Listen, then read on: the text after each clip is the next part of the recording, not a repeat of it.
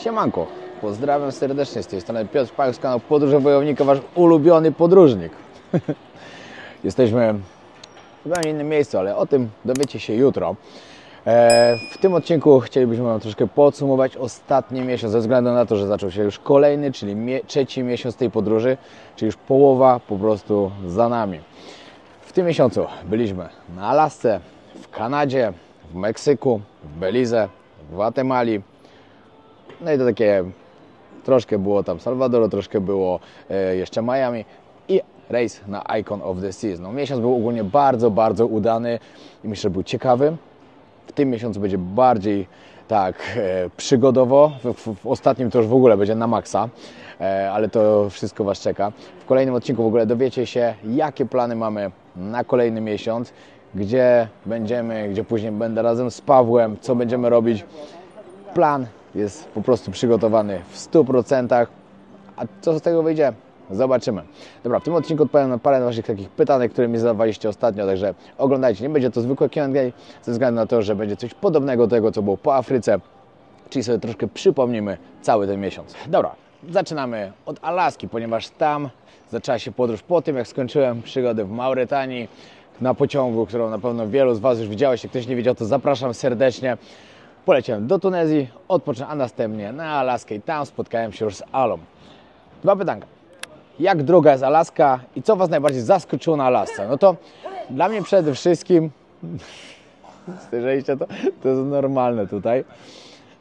Ja wiesz, jak żul z bramy jakiś, ale to nic. A to była pani elegancko ubrana. Dobra, jak droga jest Alaska? No Alaska była droga, no nie ma co ukrywać, była droga. Nasz rejs po Alasce kosztował ogólnie coś około 650 euro. Za to 7 dni, gdzie tam byliśmy, od osoby oczywiście, plus dodatkowo trzeba było dolecieć na Alaskę, także same bilety były w sumie droższe niż sam rejs. Co najbardziej zaskoczyło? Mi przede wszystkim najbardziej podobało się to, jak na grillu, jak lataliśmy tam nad tymi pięknymi lodowcami i na grillu odwiedził nas niedźwiadek. To było dla mnie zdecydowanie chyba najlepsze, no bo bardzo chciałem zobaczyć niedźwiadka właśnie na Alasce. I w ogóle Alaska zrobiła na mnie bardzo pozytywne wrażenie. Mam nadzieję, że kiedyś uda się tam wrócić jeszcze w inne rejony. Myślę, że i tak... I pogoda, o właśnie, to jest bardzo ważne. Pogoda nas zaskoczyła. Każdy mówił, pojedziecie o tej porze roku na Alaskę, będzie cały czas lało. Ja w ogóle myślałem, że jak tam będziemy jechać, to będzie już śnieg. I tak liczyłem bardziej na taki zimowy rejs. Nie było śniegu.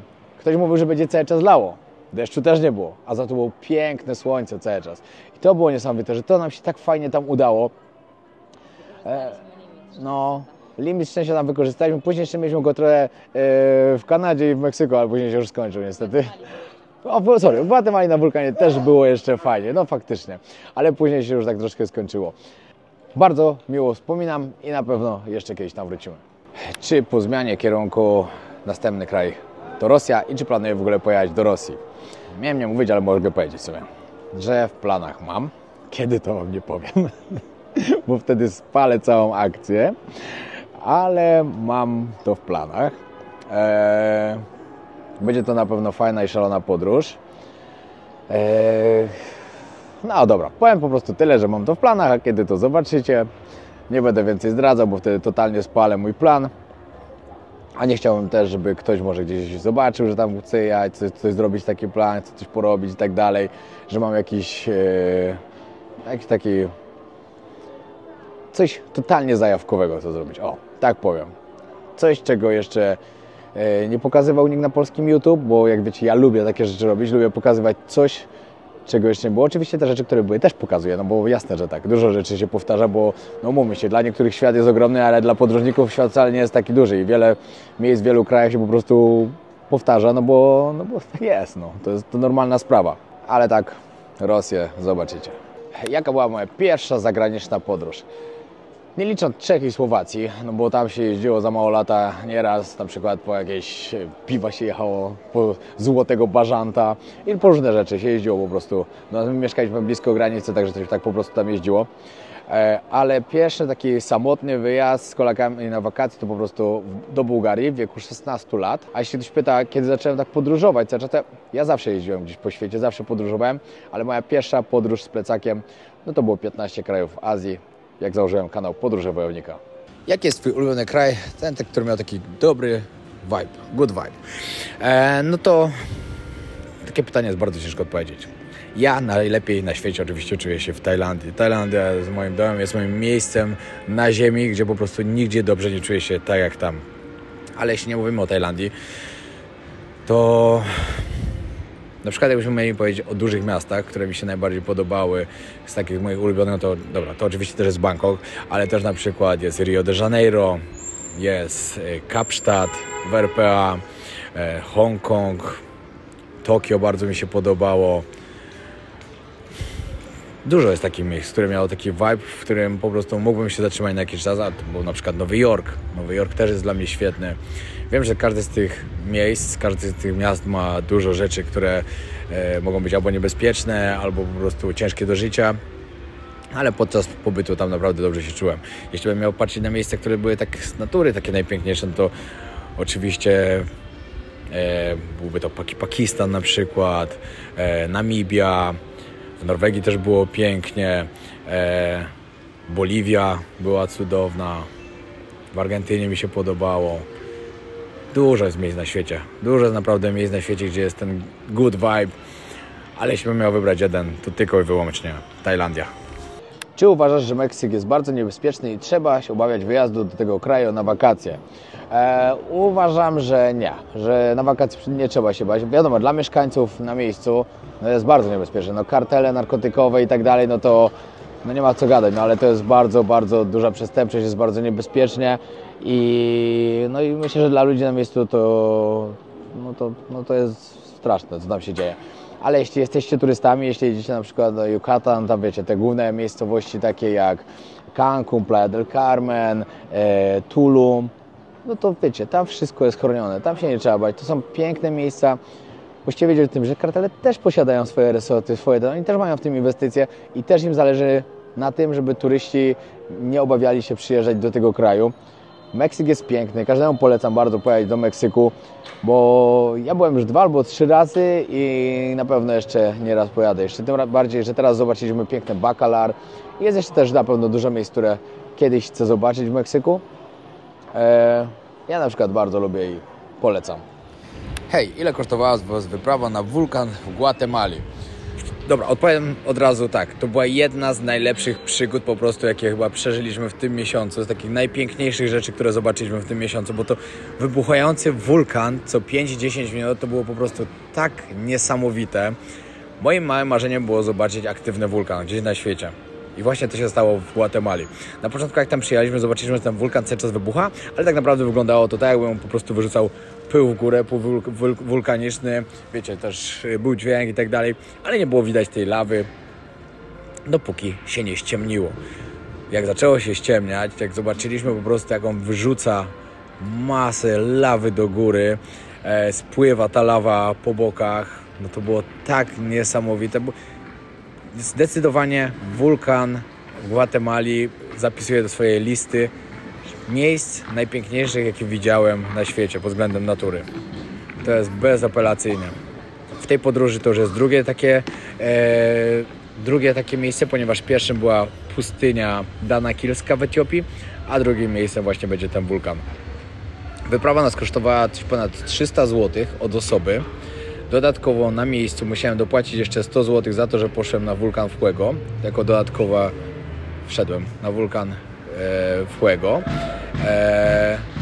Co uważam, że jeśli ktoś z Was będzie chciał to zrobić, to jest to raczej dla osób, które mają naprawdę dobrą kondycję, ponieważ ciężkie to było. Później następnie o 4 rano poszliśmy na Akotanango dokładnie. Przygoda niesamowita. Bardzo, bardzo polecam. Jeśli ktoś jedzie do Gwatemali, pamiętajcie, żeby tego punktu nie opuścić. Co uważasz o ulicy Zombie w Vancouver, którą pokazaliście na filmie? Powiem wam tak, ja wiedziałem, że takie coś tam się dzieje, bo widziałem gdzieś na internecie, ale po tym, co zobaczyliśmy, to był dla mnie taki szok. Wcześniej widziałem takie filmiki też z Kensington w Ameryce, w USA dokładnie, w Stanach Zjednoczonych. To już wtedy byłem mocno też w szoku. Ale po tym, jeśli takie coś zobaczycie na żywo, jak po prostu jesteście w stanie na to patrzeć, to było coś strasznego. Później po tym, jak dowiedziałem się troszkę więcej informacji na temat tego, że właśnie tam są narkotyki do jakiejś ilości legalne, że są specjalne pokoje, w których można sobie dawkować narkotyki, że po prostu pod nadzorem lekarza, że władza po prostu nic z tym nie robi, no bo szkoda im pieniędzy na to, żeby takie ludzi w ogóle do więzienia wsadzać albo zatrzymywać, bo to są dodatkowe koszty. I to, że ci ludzie mają taką łatwą dostępność do tego, to było naprawdę straszne. No, a najgorsze jest to, że w coraz więcej miejsc na świecie to się dzieje. Ponieważ było to na początku w Stanach, teraz jestem w Kanadzie, wiem, że już w Europie to jest. W Polsce nawet już widziałem przypadki gdzieś w Łodzi, jak wstawiali filmiki, jak ludzie brali fentanyl. Naprawdę masakra. Czy planujesz podróż może z jakimś widzem? Wiecie co, ostatnio się nad tym bardzo zastanawiałem, że może kiedyś takie coś zorganizuję. Żeby po prostu gdzieś z kimś pojechać. No wiadomo, niedługo, bo nie wiadomo co to za osoba, nie wiadomo jak się będziemy dogadywać i tak dalej. Ale żeby coś takiego zrobić, ale myślę, że to jeszcze na to jest czas. Ale kiedyś coś takiego zrobię. Ale musicie wiedzieć o tym, że jeśli ktokolwiek chciałby z Was pojechać z nami i spędzić z nami jakiś czas na wakacjach, no to tak, u mnie jeszcze zostało parę miejsc z wyjazdu z Polkami w podróży, który jest na początku lutego, pierwsze 2 tygodnie lutego, dokładnie. Także jeśli ktoś jest chętny, no to zapraszam serdecznie. Ala tak samo ma jeszcze miejsca na kwiecień, dokładnie tak, ale tylko dla kobiet, bo ona robi typowo damskie wyjazdy. A dodatkowo, jeśli ktoś w ogóle się zastanawia, no to ja oczywiście zapraszam na nasze obozy Muay Thai do Tajlandii. Obozy Nag Muay Kam. Musicie wiedzieć o tym, że te obozy to nie jest po prostu takie coś, że musicie przyjechać, musicie trenować. To tak nie wygląda. My robimy sportowe wakacje, robimy coś, co jest dla każdego. Nie musisz wcześniej trenować, nie musisz być zawodowcem. U nas zawsze się dzielimy na 3 grupy. Te osoby, które dopiero zaczynają, osoby, które już coś ogarniają, no i zawodowców. Ci, którzy po prostu przyjechali się dobrze potrenować, posparować i tak dalej.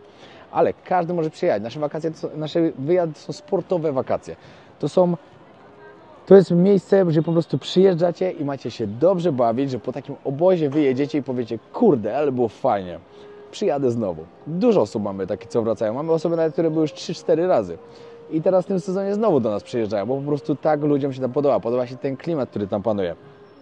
Razem trenujemy, razem jemy, wiecie, imprezujemy, zwiedzamy, ponieważ w naszym planie jest normalnie też zwiedzanie. Weekend spędzamy na pięknych wyspach Pipi.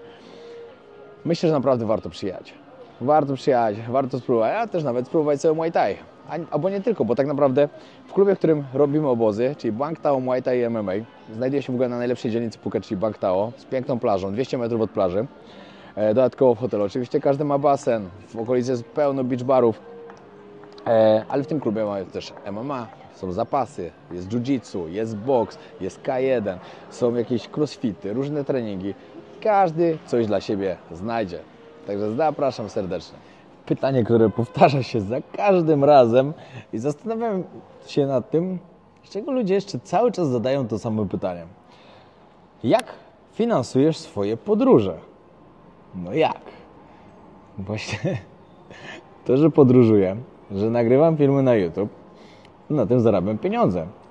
Jak wiecie, na każdym filmie są reklamy, które YouTube tam wstawia. Przez to, że wy oglądacie te reklamy, ja mogę sobie dalej podróżować. Tak to działa. Także jakbyście mogli raz na czas jakoś, to będę bardzo wdzięczny zobaczyć. Plus dodatkowo oczywiście mam współpracę. Robię suple z SFD, czyli suplementy wojownika, które naprawdę bardzo, bardzo polecam, ponieważ są bardzo wysokiej jakości. I każdy, kto po prostu je kupował, to może mi to w komentarzu potwierdzić. Dajcie znać w ogóle, co uważacie, jak Wam pasują, jak się czujecie po nich, bo dla mnie są niesamowite. Ja na przykład jak mam problemy gdzieś, gdzie mam jetlag'a, żeby usnąć albo coś, na przykład w samolocie, jak mam długi lot, sen wojownika śpię jak dziecko. Niesamowite to jest. Energia jak jem sobie rano, przez parę godzin, nawet długo uwalniająca się kofeina, parę godzin, cały czas jest fajna energia. Elektrolity, nawodnienie organizmu jest bardzo, bardzo ważne, żeby się człowiek dobrze czuł. No i witaminki na dobrą odporność. No i białko bojownika, oczywiście białko, jak ktoś trenuje, to ważne, ale białko wiadomo, bardziej dla osób, które trenują, ale reszta suplementów po prostu są zrobione dla każdego człowieka. Każdy może je stosować. Także polecam, oczywiście powyżej jakiegoś tam wieku. To nie jest dla dzieci, od razu mówię. No, czyli mam z SFD. Oczywiście ubrania z Extreme Hobby. Tak samo. Dodatkowo jeszcze jakieś współprace mi wpadają. Z Odkryj Auto. Odkryj Auto jest tam praktycznie od samego początku związany, także bardzo, bardzo dziękuję. Tak w ogóle jak ktoś z Was chciałby sobie wypożyczyć samochód od Odkryj Auto, to na hasło Wojownik 10 macie zniżkę, to Wam serdecznie też polecam. Mają i w Polsce, i w Hiszpanii swoje wypożyczalnie. Blendigo, Shave. Z tymi firmami dwoma już od ponad roku jestem związany. Bardzo dziękuję, że jesteście ze mną. Bardzo się cieszę, jak jakieś firmy w ogóle chcą wspierać to, co robię. I ja po prostu widzę, jak to się wszystko fajnie rozwija i dzięki tym wszystkim ludziom mogę realizować swoje marzenia i mogę się spełniać. Wiadomo, że to nie jest tak, tylko że ktoś daje mi pieniądze albo coś i wiecie, i to się samo dzieje. Nie, ja naprawdę wsadzam w to całe serce, bardzo kocham podróżować i oczywiście ten kanał by się tak dobrze nie rozwijał, gdyby nie moja dyscyplina i to, że ja po prostu chcę zrobić coś super, chcę podróżować, chcę robić jak najlepsze filmy dla Was, chcę się cały czas rozwijać, a chyba widać, że przez ostatnią podróż bardzo dużo się rozwinęło i bardzo się z tego cieszę. Widzę, jak po prostu się polepszyły wyświetlenia, widzę Wasze komentarze, jak jesteście zadowoleni. Oczywiście Grzesiu robi taką niesamowitą robotę, że szok. Filip robi napisy dla anglojęzycznych odbiorców, moich widzów. No super to wszystko wychodzi. Oby tak dalej. Cel do końca roku 700 000, a w przyszłym roku 1 000 000. A plany są fajne na podróże, także myślę, że jest to do zrobienia. Dlaczego nie dokończyliście kraju Ameryki Środkowej i Południowej? Powody są dwa. Pierwszy jest taki, że już po prostu zaczynało nam się tam trochę nudzić, ze względu na to, że te kraje są do siebie podobne, nie ma co gadać. Także chcieliśmy jakąś zmianę. Stwierdziliśmy, że musimy zmienić i polecieć na inny kontynent. I to był bardzo, bardzo dobry wybór, że to zmieniliśmy, bo złapaliśmy nową energię znowu do życia i do podróżowania. I dodatkowo też odcinki z tamtych miejsc, takie jak na przykład Belize, Gwatemala, trochę były słabsze, trochę odcinki były super, bo Gwatemala była totalnym sztosem, to nie ma co gadać, dlatego jak ktoś z Was nie widział Gwatemali, to serdecznie polecam, ale po prostu trochę miejsc zainteresowały ludzi. Także stwierdziliśmy, że to są dwa najlepsze miesiące w roku, czyli listopad, grudzień, końcówka roku, trzeba fajne odcinki robić i stwierdziliśmy, że trzeba coś zmienić i zmieniamy i lecimy po prostu gdzie indziej. Gdzie poleciliśmy? Dowiecie się już jutro. Będziecie bardzo, bardzo zaskoczeni, ale myślę, że też spodobają Wam się te kierunki. I jeszcze dodatkowo, wiecie, za dużo się robi tych samych kierunków lub podobnych kierunków, zaczyna się to ludziom nudzić. Także ja nie chcę pozwolić na to, żeby ludzie się nudzili na moim kanale. Chcę, żeby cały czas się działo. Mówiłem Wam, że będziemy zmieniać kontynenty, będziemy zmieniać kraje, będziemy robić bardzo intensywnie wszystko. No i tak właśnie będzie. Dodatkowo to już jest teraz ostatnie parę dni, które jestem jeszcze z Alą w podróży. Później zabieram Pawła w podróż i powiem Wam, że będą kolejne 2 ciekawe tygodnie. Będziemy w 3 różnych krajach z Pawłem. Będziemy bardziej przygodowo podróżować. A następnie grudzień będę podróżował już sam. Mam też do zrobienia 3 różne kraje, 3 różne misje. W sumie będą to kraje, w których już byłem. Ale mam tam fajne przygody do zrobienia, do nagrania i do pokazania Wam. Który z odwiedzonych krajów, Piotrek, podobał Ci się najbardziej? Pozdrawiam, Erek. Myślę, że to teraz chodzi o te kraje, które były teraz, przypuśćmy w ostatnim miesiącu. No to myślę, że w Gwatemali była najlepsza przygoda, przede wszystkim z tym wulkanem. W każdym kraju było coś pięknego. Meksyk jest cudowny po prostu. Ja bardzo, bardzo lubię Meksyk, bo tam jest pięknie, są piękne plaże, piękne miejsca, dodatkowo zabytki, no jest super. Belize niestety nie trafiliśmy z pogodą. A Belize jest cudownym krajem, który na pewno warto odwiedzić, do którego na pewno jeszcze wrócimy, bo chcę zobaczyć piękną wyspę, tą, na której mieliśmy huragan. Chcę ją zobaczyć po prostu, jak będzie ładna pogoda. No ale tak to myślę, że Gwatemala wygrała w tym miesiącu. Oczywiście Alaska też była cudowna. W Kanadzie też było super. Ale wulkan wygrał. Ile kosztowała Was podróż Icon of the Seas i na ile dni? Czy na takie statki są ukryte koszty?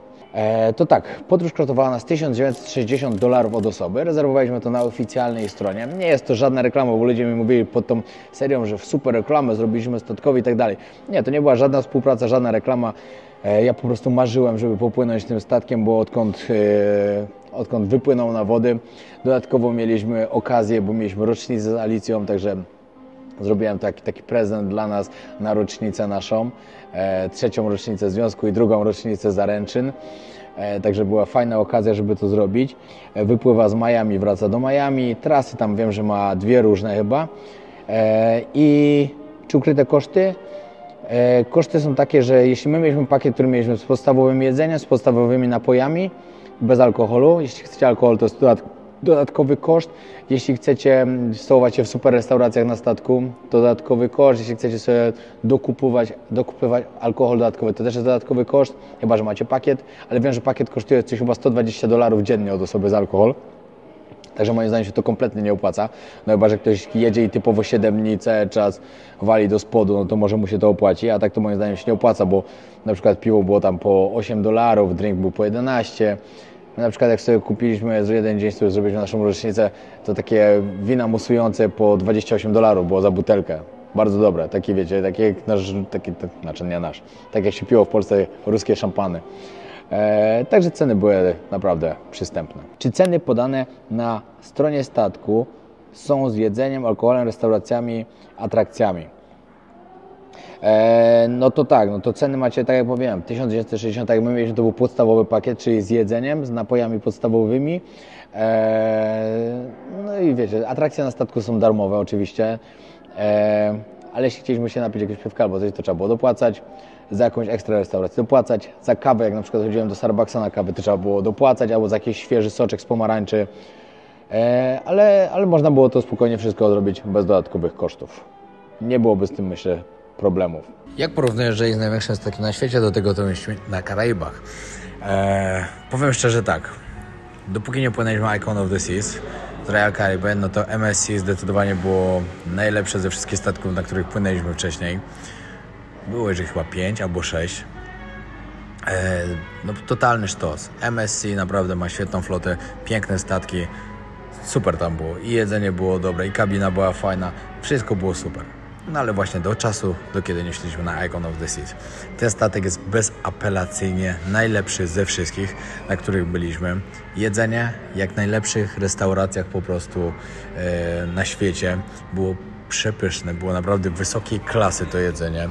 Pokoje były też bardzo fajne. Wszystko było zaplanowane tak, żeby ludzie sobie nie wchodzili w drogę, żeby nie trzeba było czekać na jakieś windy w restauracjach i tak dalej. Nigdzie żadnych kolejek nie było.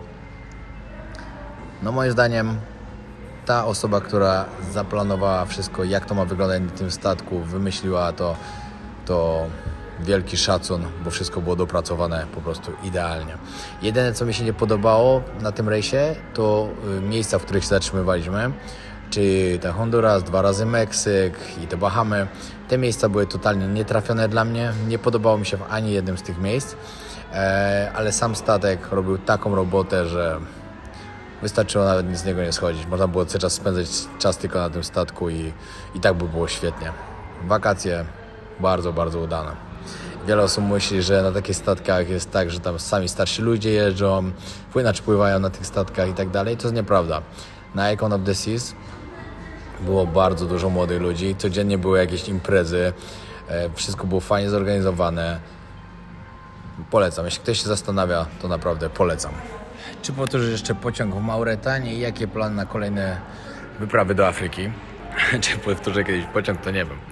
Nie mówię tak i nie mówię nie. Zdecydowanie była to jedna z cięższych takich przygód, które przeżyłem, ale to tylko ze względu na to, że wybrałem zły wagon. Powinienem iść do wagonu, gdzie jest ruda żelaza w bryłach, a nie w pyle.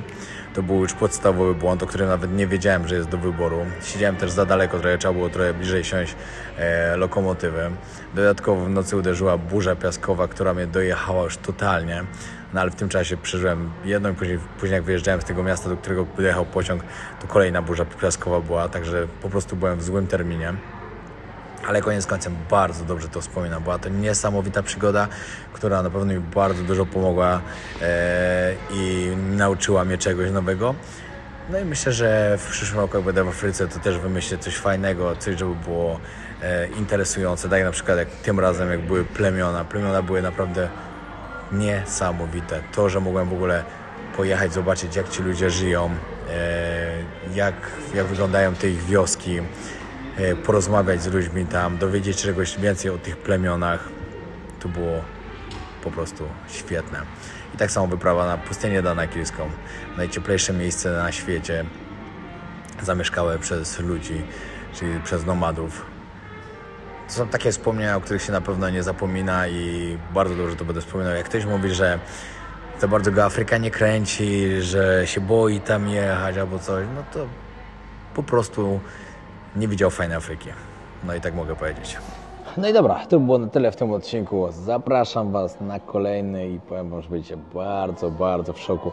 Gdzie się wybraliśmy, co Wam mamy do pokazania i jakie tematy odcinku przygotowaliśmy dla Was. Każdy będzie miał w sobie coś na pewno wyjątkowego i coś ciekawego. Będzie bardzo intensywnie. Będziemy praktycznie cały czas w podróży. Codziennie lub co drugi dzień będziemy zmieniać miejsce. Ale taki jest plan. Taki jest plan i takie są te podróże i chcę, żebyście się dobrze bawili na tym kanale, żebyście się nie nudzili, żebyście byli zadowoleni. A Wy, jeśli doceniacie naszą pracę, jeśli chcecie pomóc mi dobić do tego 1 miliona subskrypcji, pamiętajcie o tym, żeby wcisnąć ten przycisk. A jeśli macie jeszcze jakieś pytania lub chcecie coś napisać, dajcie znać w komentarzach i zostawcie łapkę. Pozdrawiam serdecznie. Na razie.